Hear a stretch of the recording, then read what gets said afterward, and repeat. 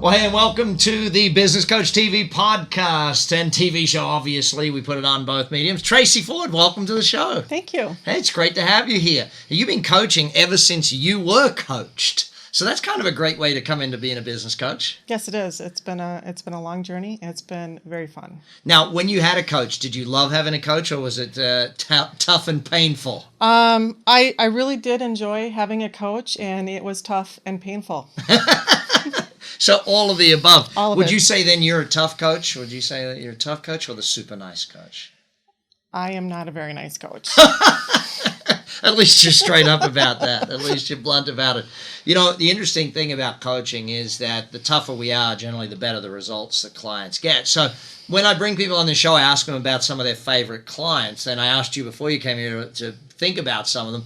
Who would be top of your list, one of your favorite clients that you've worked with over the years? That would be Brenda from Jam Hops. Jam Hops, what's their business? So they do academic preschool, gymnastics, dance, cheer, Ninja Zone, and activities. Hang on, what's Ninja Zone? That sounds cool. I might want to do that.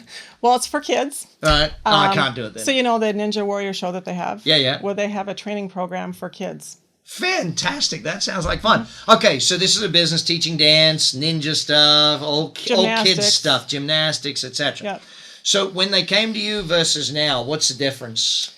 Well, when they first came to us, I think it was about 7 years ago now, Brenda, the owner, was working in the business as a technician. She was doing the coaching. So she was like a dance teacher, coach, gymnastic coach, She was a gymnastics coach. Wow. And now? Yeah. Now all she does is work on the business. Uh-huh.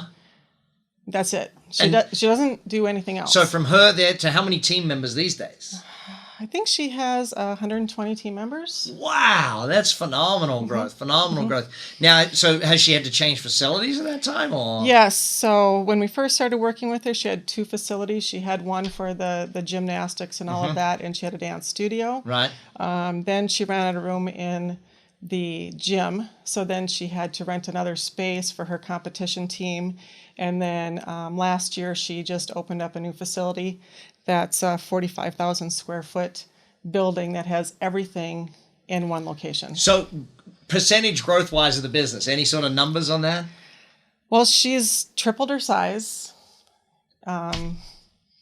Yeah, and it's just massive. It's been crazy. Her so 7 years she's gone from there to now 100 and something employees there. Yeah. So what are some of the biggest lessons then? What did you have to coach her on most? The first thing was that she could actually afford to pay herself because she wasn't paying herself. So that obviously meant, increasing the number of customers, working on getting more money out of existing customers. What was it mostly, getting more customers or increasing existing? Increasing existing. Right. So that was in the beginning, obviously, where it was. Now it's obviously more of the marketing to get new business, all that sort of stuff. Mm-hmm. How did you teach her to let go? What were some of the things? Did you force her to, or did she just learn it gradual? I think it's a gradual process. We do a lot of education, so a lot of learning.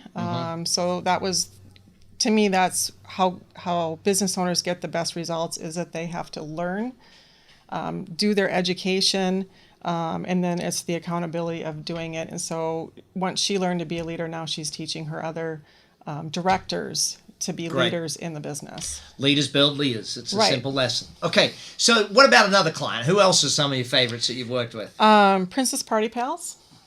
Hang on. Is this a kids one as well? Yes. Do you only work with people that work with kids? Is that the thing? I work with, I work with a lot of different businesses. I love this. So what does Princess Party Pals do? Okay, so Princess Party Pals, they are, they're actresses. Right. And actors. So they're professional theater people that can sing and all of that. And so it's a princess party. So they come dressed as princesses and create the party and all that. Great. Yep. So how long have you been working with her? A year. Or him? Her. What's her name? Nicole. Nicole. How long have you been working with Nicole? I've been working with Nicole for about 1.5 years now. Right. And what was the first thing you had to fix in that business, the first thing you had to get right? The first thing that we did is we started systematizing her sales process. Right. Helping her track all of her numbers and the different events and all of that. Why is it you think most business owners don't have a systematic sales approach? They just like haphazard at it. They don't know any better. Actually, that's very obvious, isn't it? Because they don't know any better. Good answer. Thank you for that, making me look crazy for that question. So you got to systematize the sales process if you want consistent sales. That's the simple lesson there. What else did she have to learn about? She learned about capacity. So once we got her fully booked, it was just her. So now she has no weekends and no free time because she also has a preschool program that she does during the day. So she markets to preschools. And then she also does like Make-A-Wish.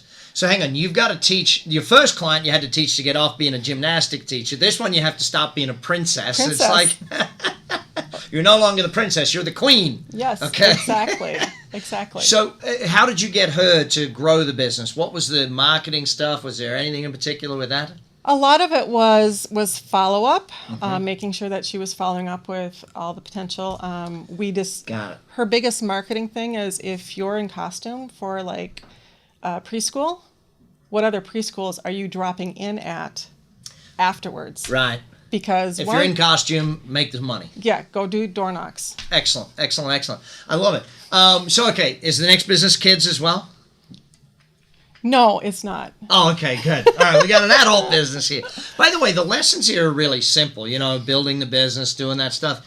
It's not really that complex growing a business. People just can't see the forest for the trees a lot of the time. Mm-hmm. So what about these next people? What was their business? You got a bunch on this list. Yep, so I got Computer Whatever. What's Computer Whatever? That's kind of a cool name. Yep. So they fix your IT. Okay, so they're IT guys and gals. They come into your business or your home? Gals. Gals? Well, they have 2 male employees. Well, they've let a couple of guys onto the team. That's nice of them. That's good to see. It's a mom and a daughter. Excellent. So they come in, they do IT, home or business mostly? Both. So they have a retail location and they have a business side that they go out and do IT for businesses. Biggest things they had to learn, what was it? Billing. Billing? Really? Okay, IT people are supposed to be detail-oriented. What do you mean billing? They weren't doing it properly? They didn't have a process for billing. Right. So, if I'm at your place of business working on your IT and you give me a check, what do I do with it? Oh, yeah. I stick it in my back pocket and then I find it in the wash. Crazy small business problems. Yeah. Why do small business people have such crazy little problems? I don't know. It blows my mind. So what else did you have to do? Obviously, they've grown beyond that being a challenge. Now you've got to deal with the bigger challenges. What sort of things? Well, really for them, it's about transitioning the chaotic business to the daughter. And why does the daughter... So there's a mom-daughter thing, family business scenario. How do we transition from the parents to the kids? Right, because the daughter doesn't want the business the way it is currently. Right. Yeah, because it's kind of... But that's like any selling of any business. Until you fix the business, no one wants to buy it. Right. And if the daughter's got to take it on, it's kind of like buying it. Right. I see this a lot, though, in family business coaching where the adults want it to be a certain way. The kids are coming in going, hang on, that's not the way of the world today. We need to change the business. Do you do a lot of family coaching? I do a lot of women business owner coaching. Oh, really? Lots of women business owners. In fact, all of these that we've talked about are women business owners. You know what I love about coaching women business owners is that they just love coaching. They do it, they get the job done, and they get the results. Unfortunately, some of the men clients that we coach question every damn thing. It's like, that's crazy. Maybe that's just the men I've dealt with or the women I've dealt with. But so what is it about coaching women that you find you get the great results that you get? I feel a lot of women are doers. Mm-hmm. So they want to check that thing off their list. Mm-hmm. So when I look at Brenda and I look at Nicole, they are total list makers and how many things can I get checked off my list. Right. So they just go and do it. They've been mothers.